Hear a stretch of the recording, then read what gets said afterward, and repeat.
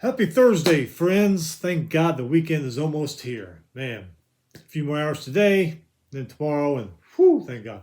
I don't know about you guys, but week started off pretty strong for me, but man, like yesterday, in the middle of the day, it just started dragging. But finally, Thursday's almost over. Friday tomorrow, thank God. All right, this is our week 7 preview. Um, got a few news items here we're going to get to. Before we start any of this, hit that subscribe button down there so you don't miss anything. With it, let's get to it. Let's see if we have a weekend like last weekend, huh? I don't know if we will, but anyway. All right, so Texas A&M Commerce. They've announced they will seek permission from the Texas A&M University system to rename themselves East Texas A&M. So they might be going for a name change. I think they're the Lions. Texas A&M Commerce, I think they're the Lions. But anyway, they're going to try to change their name to East Texas or East Texas A&M. Bama player Malachi Moore, you see his antics into that Vanderbilt game. He issues an apology for his actions, apologizing for what he did. He's talking about how it was the heat of the moment. He was upset and all that. And so he issued an apology. Speaking of all this, Vandy beats Alabama, storms the field, $100,000 fine. Arkansas beats Tennessee and does it, $250,000 fine. I don't know what the deal is with the difference in fines. Seems like they should be the same. But Arkansas got the steeper fine. Maybe it's because they've done it before. I don't know. Maybe it could be. Actually, I think they may have done it during Texas a few years ago. So maybe that's why it's an increased fine. Iowa wide receiver Caleb Brown announces he will redshirt this year. Won't play in any more Iowa games. Okay. I don't know what the hell is going on in Georgia. Wide receiver Kobe Young arrested on a misdemeanor charge of battery and assault of an unborn child. Allegedly attacked his baby mama, girlfriend, whatever you want to call her. He's been suspended by the team. A lot of people on the radio, especially, maybe on TV I haven't seen too much, but on the radio, talking about, I don't know, this is crazy sound. This ain't me. This is people on the radio saying, maybe Kirby Smart needs to go because he can't control his program. Remember what happened to Oklahoma in the 80s? Barry Switzer, that was a wild, wild west that team was. And they let him do everything they wanted to. Eventually ran Barry Switzer off. I don't know if they'll do that with Kirby Smart, but man, with all the arrests and traffic violations, and he definitely needs to get something under control there. I don't know what's going on over there at Georgia. This is kind of just stupid. A group of investors and ex-Disney executives have met with ADs in 30 power schools with a pitch. A $9 billion infusion as part of a 70-school football league. So they want to put all this money into it and get a 70-school football league, mega league going. When Disney bought ABC and ESPN back, what was it, 2005, 2006, to me, the broadcasts suffered. College sports are still good, but there are so many things. Like, for one, I am not a fan of the constant ticker at the bottom of the screen. Remember back in the good old days of ESPN, they put one up at like 20 after, and then put one up at 10 till the next hour, and you get all your scores and it disappear.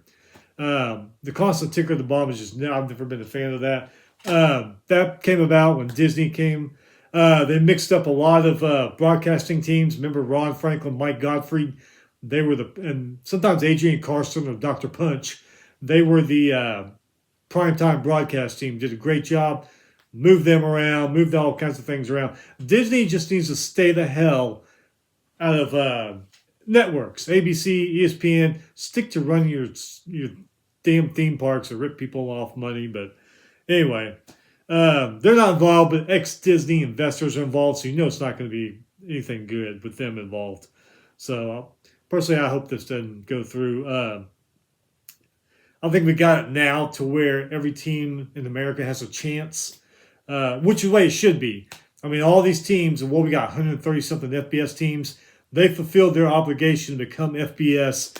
Why they haven't had a chance to play for get in the playoffs or a championship until now is beyond me. But these guys are going to try to kill that, especially with ex-Disney people involved. Nothing good can come of this. So hopefully this thing just dies off.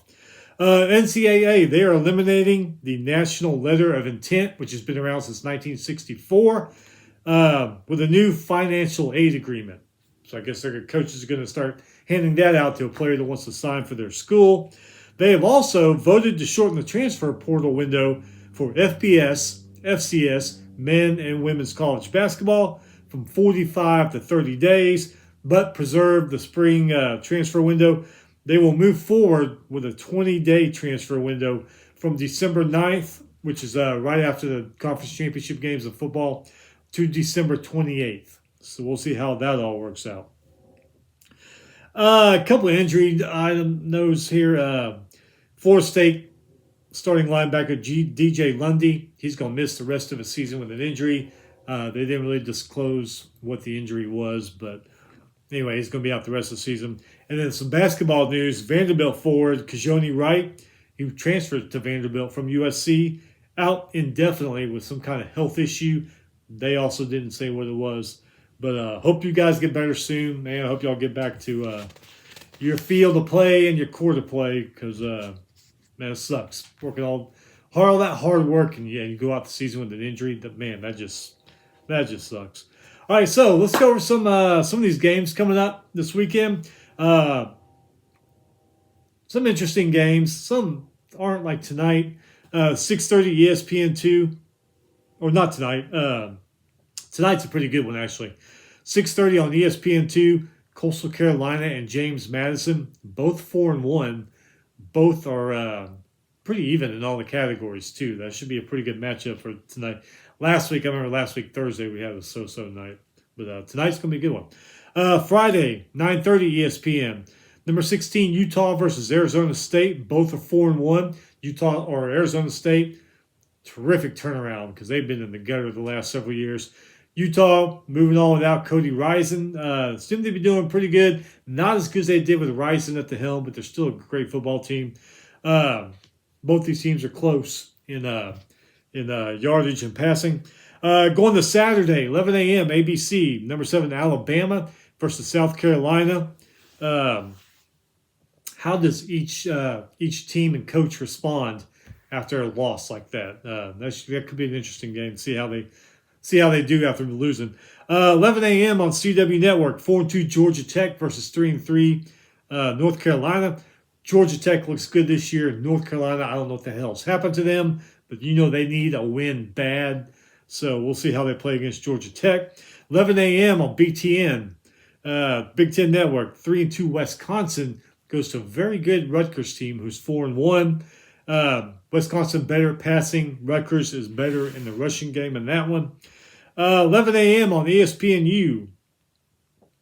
4-1 Toledo versus 3-2 Buffalo. Toledo's better in the passing game. Buffalo and Toledo are pretty even in the rushing games. 11 a.m. on Fox. 4-2 Washington versus 3-2 Iowa. Washington better passing. Iowa's better rushing. Both these teams can't start off slow. They've been known to do that this year, especially Iowa. They've started off really slow. So one of them's got to kick it in the gear to take control of this game early. 2:30 ABC, the Red River rivalry. Number 1 Texas versus number 18 OU. Sarkisian said Ewers is going to start this game. UT is this year, Texas is way better in passing and rushing than Oklahoma is, but it is a rivalry game. And there's a lot of years that, especially was the last year, the year before, everybody expected Texas to win. Oklahoma comes back and wins in the last couple seconds. Remember that finish? So you never know what's going to happen in this game, no matter who's favored. So it's usually a pretty good one. 2:30 on CBS, number 4 Penn State, all the way across country to 3-2 USC. These teams are even in the passing and the rushing game. 2:30 on NBC, 2-3 Stanford versus number 11 Notre Dame. Stanford not very good, but also it's a rivalry. These teams play just about every year. They've got some history together. This could be a pretty good one. And plus, we've seen Notre Dame lose in Northern Illinois, so you never know. 2:30 on ESPN, 3-2 Cal versus 22 Pitt. Cal should be 4-1. They really should. They should have had Miami last Saturday, but they just kind of let it get away from them. I I mean, they're a great team. So this could be they could hand Pitt their first loss. Then again, cross country travel seems to be affecting some of these teams this year. They've been jumping conference. 2:30 on the ACC Network. 3-2 Louisville versus 4-1 Virginia. These teams are close in the passing and rushing game. You know, Louisville's pissed because their season's not going as great as they thought it was going to be.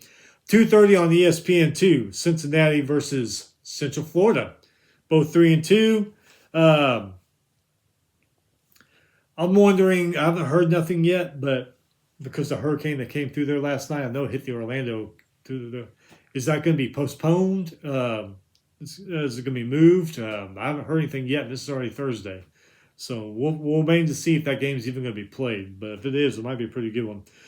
3 p.m. Fox, 3-2 Arizona versus number 14 BYU. BYU is a damn good team. Excellent in the passing game. Arizona, still a good team, but not as good as last year. This might still be a good game, though. 3 p.m. on the ESPNU, Ohio versus Central Michigan. Both are 3-2. Central Michigan better at passing. Ohio, or they're pretty much even in the rushing games. 3:15 SEC Network. I don't know why I put this one down, but it's college football. You never know. 1-4 Mississippi State versus number 5 Georgia. Does Mississippi State have a chance? Georgia just doesn't seem to be the Georgia we've seen the last few years. Made a hell of a comeback against Alabama, but still lost. You know, Mississippi State, they're just hungry for a win. I mean, they only got one, but would it be something that they could go in there and beat Georgia? Don't think it's going to happen, but you never know. So I put that game down. Just keep an eye on the score if you don't watch it. 6 p.m. on ESPN. 3-2 Florida versus number 8 Tennessee. Classic rivalry. These two guys have had some battles over the years. Florida's not the Florida that we used to seeing, but still, like I said, rivalry, good game. Gators, though, they have been playing better. You do have to admit that, but they have been playing a lot better. 6 p.m. on Fox Sports 1, 4-1 Washington State versus 3-2 Fresno State. Even in the passing game, but Washington State does have the better rushing game. 6 p.m. on ESPN Plus, Arkansas State versus Texas State. Both 3-2, both winning that fourth win. The big one everybody's talking about, 6:30 on NBC, number 2 Ohio State versus number 3 Oregon. Both 5-0. Both these teams have a great rushing and passing game. Top teams of the country, just like Texas. So these two going at it, probably going to be a pretty good game. You know, it gets loud there at the Horseshoe, and it also gets loud there at Autzen Stadium. We've seen that over the years. So I don't know if crowd factor is going to be, or crowd noise is going to be a factor, but we'll see.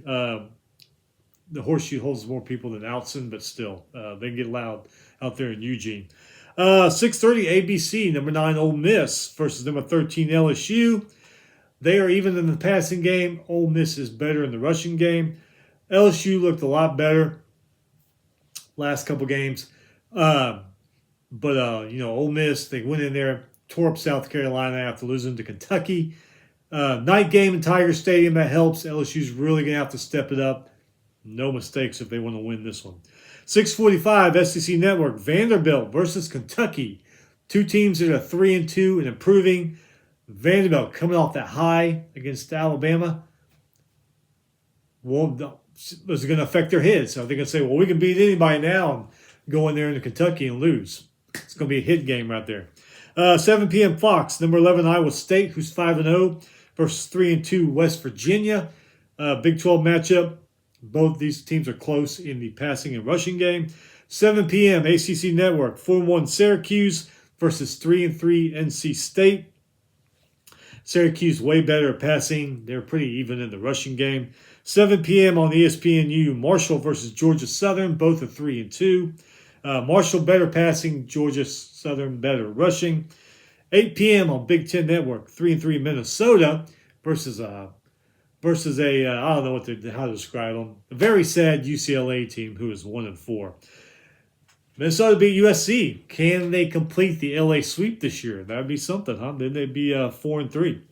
9:15 ESPN. Number 18 Kansas State versus number 4 or versus 4-1 Colorado. Kansas State better at rushing. Of course, Colorado's better at passing. Okay, so late game. I mean, that one before 9:15 is late. But keep this one in mind, okay? Keep this one in mind.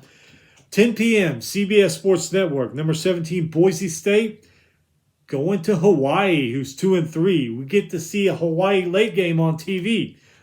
Football to the middle, till early morning hours. I was like, yes. But hang on. Wait till I go down this FCS schedule and see which one would you want to watch, right? So anyway, yeah. Boise State at Hawaii. That one starts at 10 p.m. CBS Sports Network. Okay. Moving on to FCS, we got a few interesting games if you're interested in them. 11 a.m. on ESPN Plus, 3-0 Dartmouth versus 2-1 Yale. They are even in the passing and rushing game. 11 a.m. it says FB. I don't know if that's Facebook. I don't know if Facebook shows games, but it just says FB. 4-1 Davidson versus 3-1 Dayton. Dayton better passing. Davidson is better in the rushing game. 11:30 on ESPN Plus. 3-2 Georgetown versus 3-2 Lafayette. They are even in the rushing and passing game. 12 p.m. on ESPN Plus. 3-2 Missouri State versus 4-2 Illinois State. Missouri State better in the passing game. Illinois State better in the rushing game. 12 p.m. on Flow. 3-2 Maine versus 5-0 Delaware. Delaware better across the board than Maine in all the categories. Another one on Flow at 12 p.m.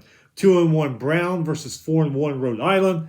Brown better in the passing game, but these teams are even in the rushing game. 1 p.m. ESPN Plus. 5-0 Butler versus 3-1 Drake. Drake better in the passing game. Butler way better in the rushing game. A lot better numbers. 3 p.m. on ESPN Plus. 3-3 Northern Arizona versus 4-2 Montana. Close in the passing game, but Montana runs all over them in the rushing game. 3 p.m. on ESPN Plus. 3-2 Stephen F. Austin versus 3-2 Lamar. Stephen F. Austin better in the rushing and the passing game. Their quarterback, Sam Vidlak, 16 passing touchdowns this year so far. All right, so I told you, before you get all excited about the late Hawaii game that we can watch football until 1, 2 o'clock in the morning, get this one. 9:15, ESPN 2, 4-2 Idaho versus 6-0 Montana State. Both playoff teams from the last couple of years. They are even in the passing game. Montana State way better in the rushing game. So you can watch a great Boise team versus a so-so Hawaii team, or you can watch two great FCS playoff teams, pretty much you could say, battling out and playing each other. So there you go. You got a choice. Or if you got a tablet and a TV, you can watch both. So that is it. That is it for the Week 7 preview. We'll be back Monday or Tuesday to review everything that happens from tonight until Saturday night. Any news and all that. Meanwhile, hey, tomorrow's Friday. Goof off at work. Watch stuff online. Watch this online. The day will go by fast, and the weekend will be here again. Until then, you guys be safe, have fun, and we'll see you next time.